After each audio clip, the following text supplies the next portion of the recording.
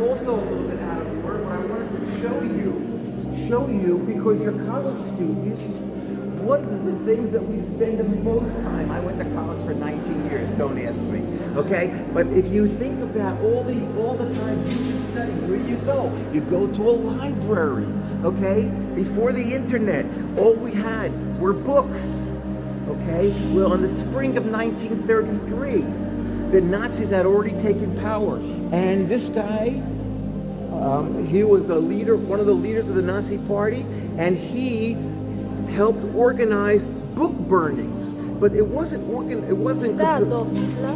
That's not Adolf Hitler. Okay. That was head of his communications. Okay, and what's important is that the students themselves felt that these books represented anti-Nazi ideas, and the students themselves went into the libraries and started pulling books off the shelves. And these are the kinds of books that they found: Kastner and Einstein, books written by Jews, books influenced by Jews, books who did not capture the Nazi spirit, and they collected them, Goethe, you can see, and they collected them and they burned them. And they burned them in this 1933. Now, you may have noticed when you came into Yad Vashem, there are many soldiers here. It's part of their training to spend a couple of days here at Yad Vashem to learn. I want to stop here for a moment. You can look at both sides because they're pictures of the same events. Essentially, in September of 1944, towards the end of the Second World War, at the end of the Holocaust, the Russian Soviet army was coming westward against the Germans.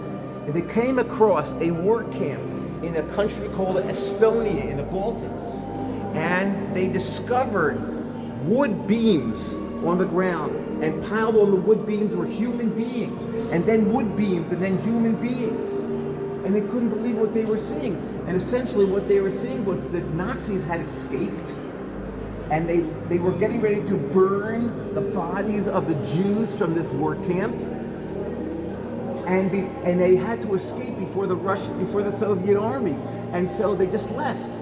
And they didn't burn the bodies. And this is the kind of things they found. They found photographs in the office of teachers. They found someone as an actor. They found pictures of families. What do you carry in your wallets? These were collected by the Soviet soldiers and later came into possession of Yad Vashem. Please follow.